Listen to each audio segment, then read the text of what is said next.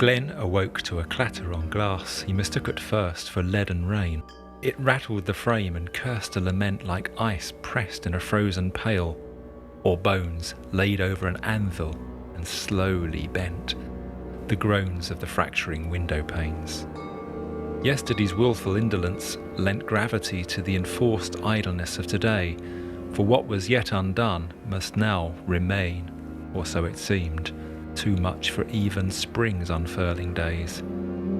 And the labours of tomorrow weighed upon Glen's sleep-warmed bed to detain him in a nameless dread of some foul thing, far worse than this rain.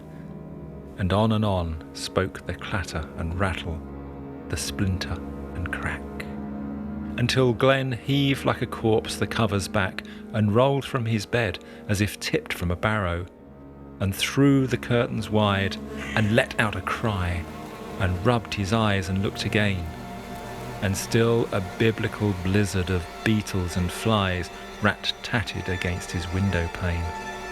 A black crop hung where the blossom had been. The skin of the earth crawled.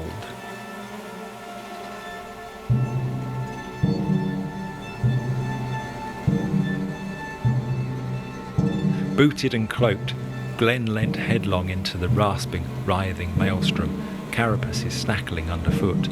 Where yesterday's blossom had blown, beat the copper wings of the coddling moth, avenue upon avenue of orchard rent by rot.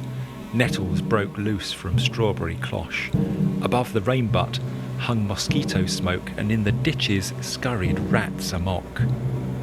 Retching at the putrid stench, Glen wept the more when he reached the boundary fence and saw beyond it spring's greenery still, marigold, anemone, and lily of the valley scenting the air, the sparkle of daffodils, everywhere the speckled sunlight blessed the leafy lane. At his feet alone had been set this pestilential bane. He recalled the words of the naked boy who foresaw this all from his reedy shore, and set off once more his counsel to beg.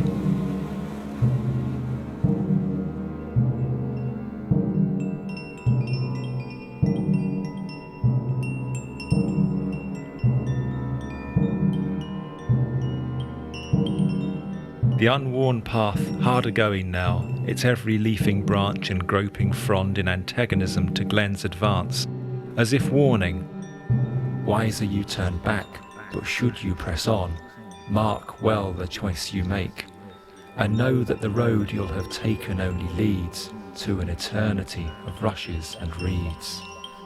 And the nettle and the thorn demanded their toll, which Glen, tenacious in his resolve and fearful of frustration, paid in full. As sudden and unsteady as a foal at its birthing, he stumbled into the glade at the edge of the windless pool, and there on the facing bank, absorbed, sat the Reedy Boy. So, with humility and dread, Glen drew closer to the shore and addressed the boy sat counting his toes, for well Glen knew the danger of augury, and like the physician's prognosis, feared more than ignorance, revelation. Foresight no redemption owes, fate-bound is he who the future knows.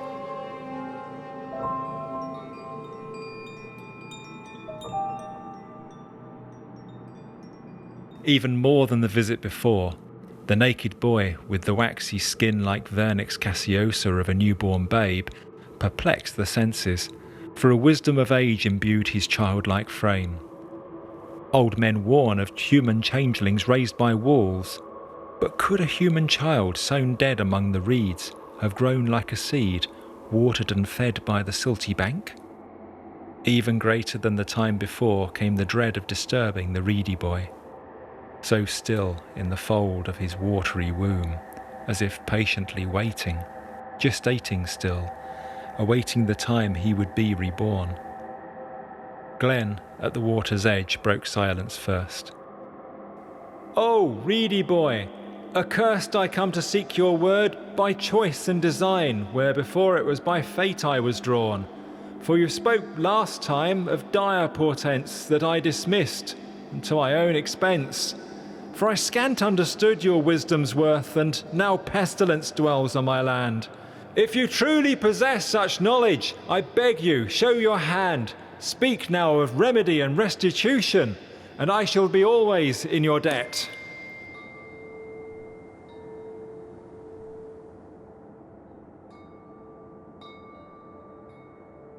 Only then, when the last ripple of Glen's entreaty had spread across the lake, did the Reedy Boy fix his gaze, and rising among the rushes, reply, "If I act not out of sympathy, what then becomes of you, Glen Fenny?"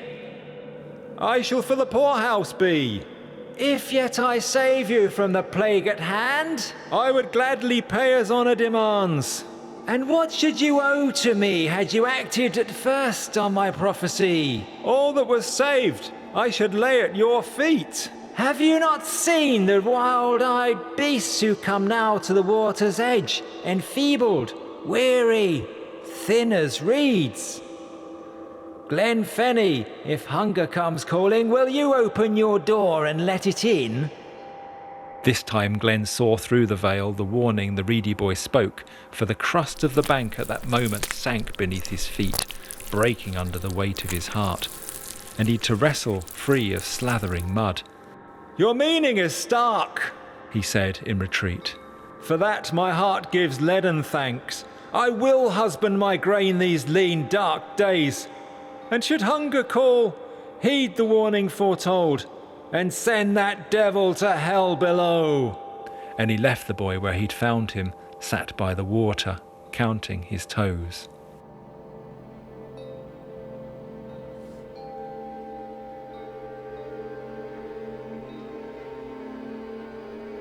Like a cork unbottled from the silt of a vast deep lake, or a dreamer awakened rudely from sleep, Glen sped unhindered, undoing his descent, and broke from the nether wood dewy with sweat onto the sun-mottled, spring-scented lane. Onward, onward, against his dread he ran to his creaking gate of splitting ash, and though the gate was set ajar, no foul apparition awaited him there, and he thanked the spring spirits to be so blessed. Calmer now, he stepped from the green lane into his own cinder-grey domain, and though his heart grew heavy at the size of the task, knew he must start again. Though this season be lost, there was grain in the store, enough to share with she who lived no more, and though his labour be lone, he would till the soil, and renew the abundance she had once known. With such sweet tender thoughts of renewal, he felt each step lighten, his hopes reborn, till he reached his house and found on the step a shivering child, mare-eyed, hunger-drawn.